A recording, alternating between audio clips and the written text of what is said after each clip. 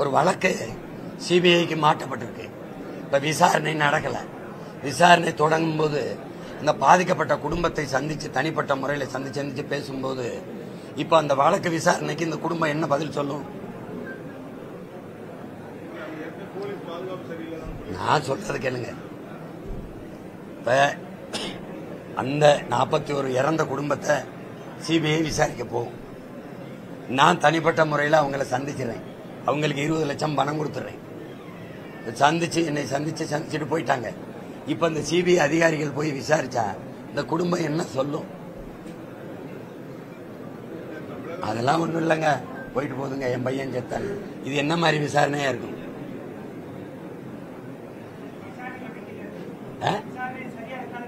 சரியா இருக்குமான்னு நான் கேட்கறதுக்கு பதில் சொல்லுங்க. நான் தானே விஜய், நான் வர்றதுனால தானே கூட்டம். என்னைய பார்க்க வந்த கூட்டத்தில் தான் நெரிசல், சாவு, மரணம். அப்ப அந்த குற்றப்பதிவுல எஃப்ஐஆர்ல என் பேர் ஏன் இல்ல?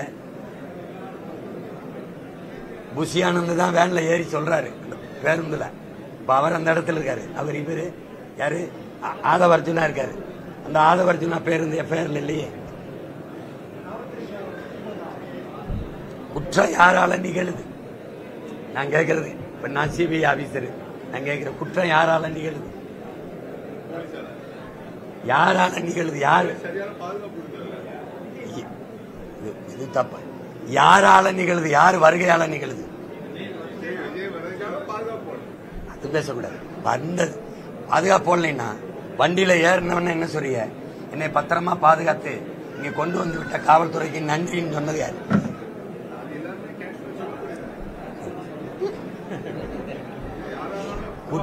குற்றம் ஒரு குற்றம் தம்பி, ஒரு குற்றம் நிகழுது. அந்த குற்றத்திற்கு முதன்மையான காரணி யார்? நான் வரலைன்னா கூட்டம் இல்ல, என்னை பார்க்க வந்ததுனாலதான் கூட்டம். அப்ப யார் காரணம்? அப்ப காரணமானவரையே இந்த வழக்கு விசாரிக்காதுன்னா தம்பி, அப்ப விசாரணை எப்படி இருக்கும்னு பாத்துக்க.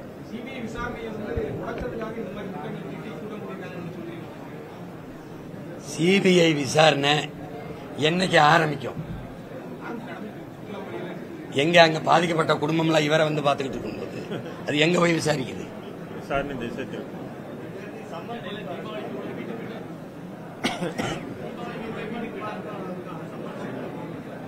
யாரு?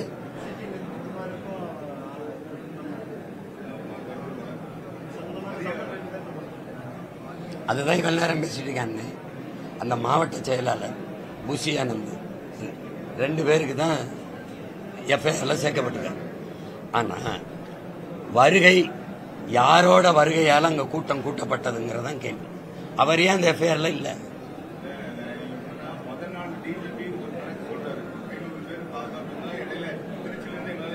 அது அப்புறம், அது நீங்க சொல்லக்கூடாது. சிபிஐ விசாரிச்சு சொல்லணும். சிபிஐ விசாரிச்சு சொல்லணும். நீங்க சொல்லக்கூடாது. சிபிஐ விசாரிக்குது இல்ல, விசாரிச்சு சொல்லணும். இப்போ புஷியானந்த் முன்பிணை கேட்கிறாரு. எஃப்ஐஆர் போட்டவன முன்பிணை கேட்கிறாரு, ஆன்டிசிபேட்டிவ் கேட்கிறாரு. சிபிஐக்கு வழக்கு மாறினவன அந்த முன்பிணை வேணாம்னு வெளியில வந்துடுறாரு. அப்ப சிபிஐ விசாரிக்குதா பாதுகாக்குதா?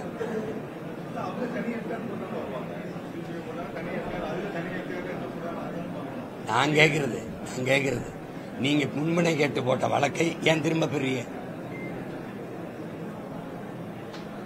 சிபிஐ விசாரிக்குதா பாதுகாக்குதா? அப்புறம்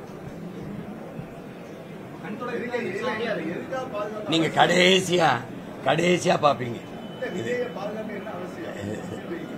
சிபிஐக்கு நீங்க இந்த வழக்கை கொண்டு வர்றத, விஜயையும் ஆதவர்ஜுனா வெளியில வச்சிருக்கிறத, கூட்டணிக்கு வரலைன்னா மறுபடியும் ஃபேர் பண்ணுவோம். நீங்க வேணா எழுதி வைங்க. வரல அப்படின்னா என்னென்ன சொல்லுங்க? இல்ல ட்ரம்போட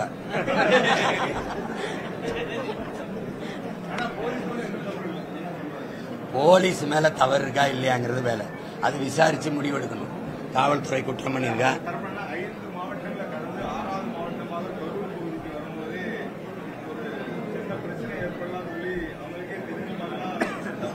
உங்களுடைய பயணம் சேலத்தில் இருந்தது. அந்த திடீர்னு எதுக்கு கரூருக்கு மாத்தினீங்க?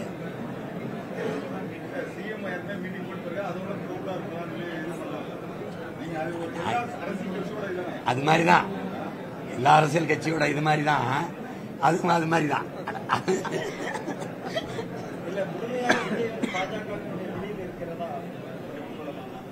பிடியில இருக்காரா இல்லையாங்கிறது இல்ல, என் கேள்வி சரியா இருக்கா இல்லையா அதான் கேள்வி பேச்சுங்க.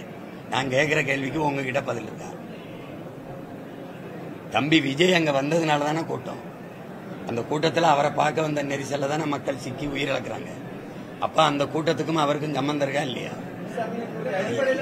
இருக்கா இல்லையா? இருக்கா இல்லையா? இருக்கா இல்லையா? நான் கேட்கறது அந்த குற்றத்துல இவருக்கு பொறுப்பு இருக்கா இல்லையா, சம்பந்தம் இருக்கா இல்லையா? அதான் அவர்கிட்ட போய் கேளுங்க, ஐயா ஸ்டாலின் கேளுங்க. நான் கேட்கறதுக்கு பதில் சொல்லுங்க. சரி, தமிழக அரசு போடல, மத்திய புலனாய்வுத்துறை ஏன் போடல? அதுல விசாரிக்க வேண்டியது இல்ல, அது வெளிப்படையா தெரியுது. தெரியும் போது எதுக்கு விசாரிக்கிற?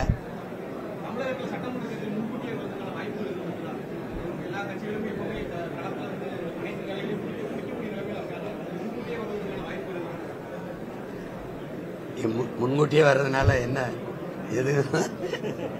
எது திருப்பங்கள் வரப்போகுது?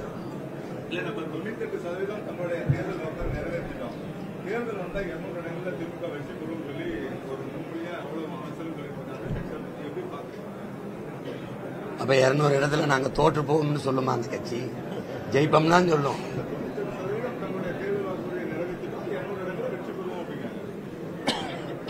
நான் 6 மாசம் தானே இருக்கு, பொறுத்திருந்து பார்ப்போம். ஏன் முன்கூட்டியே கிழிச்சு வச்சுக்கார மாதிரி பேசிட்டு இருங்க.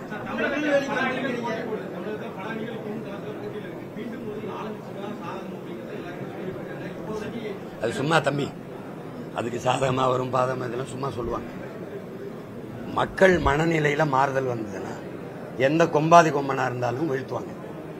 என் மக்களுக்கு ஒரு நல்ல அரசியல் நல்ல ஆட்சி உருவாகணுங்கிற எண்ணம் உருவாகிடுச்சுன்னா மாறுதல். அது போய் பேசிட்டு கூடாது. இலங்கையில தொடர்ச்சியா 3 விழுக்காடு ஓட்டு வச்சிருந்தவன் தான் அந்த ஜனதா விக்திபுரம்னா. இப்ப இருக்கிற அனுரா இருக்காருல்ல, அவரு 3 விழுக்காடு தான் அந்த கட்சி ஓட்டு வச்சிருந்துச்சு. திடீர்னு 52 விழுக்காடு வாங்கி எப்படி அதிபராச்சு? மாறுதலை விரும்பிட்டான், கொண்டு வந்துட்டான். அதனால அது ஆளுங்கட்சிக்கு தான் சாதகமா இருக்குங்கிற முடிவை நீங்க எடுக்கூடாது.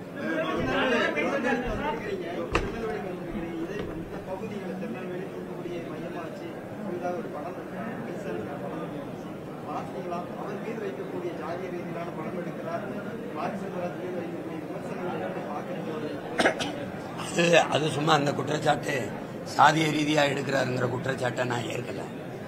ஏன்னா நான் எந்த களத்துல எந்த நிலத்துல வாழ்றனோ அதுதான் இலக்கியமாவோ படைப்பாவோ பிரதிபலிக்கும். இப்போ அண்ணன் உதயகுமார் வந்தாருன்னா சின்ன கவுண்டர்னு எடுக்கிறாரு. எங்க அப்பா பாரதி ராஜா வந்தாருன்னா அவர் வாழ்ந்த தேனி மாவட்ட மக்களின் வாழ்க்கையை எடுப்பார். அது மாதிரி தம்பி மாரி செல்வராஜ் அவர் வாழ்ந்த பகுதியில் இருக்கிற மக்களினுடைய வாழ்க்கையை பிரதிபலிக்கிறார். நான் பார்க்கல, என்னை பார்க்க சொன்னார். நான் தொடர்ச்சியா பயணத்தளத்தில் பார்க்கல, நான் பார்க்கறேன்னு சொன்னேன். பார்த்த எல்லாரும் சொன்னது மிக சிறப்பா எடுத்திருக்காருன்னு தான் சொல்றாங்க. அதுல சிலர் சொல்லுவாங்க சும்மா சாதிய படத்தை எடுக்கிறாரு. அவர் இல்லாத ஒரு சமநிலை சமூகத்துக்காக விரும்புற ஒரு படைப்பாளி அவர். அதனால அது படைப்புக்கு என்னை பொறுத்தவரைக்கும் தனிப்பட்ட முறையில் என் தம்பி மாரி செல்வராஜை தெரியும். அவன் எடுத்துக்கொள்ற படைப்புக்கு 100 விழுக்காடு உண்மையா இருப்பான். 100 விழுக்காடு உண்மையா இருப்பான். என் தம்பி வெற்றிமாறனும் 100 விழுக்காடு அந்த படைப்புக்கு ஈடுபாட்டோட இருப்பான், தவறு செய்ய மாட்டான். அதனால அந்த படத்தை சாதி முதல்ல தூண்டாரு வைக்கிறாரெல்லாம் இயலாம காழ்ப்புணர்ச்சி இன்னும் வயிற்றெரிச்சல்ல பேசுறது, அதை போய் பொருள்படுத்திக்க வேண்டியது.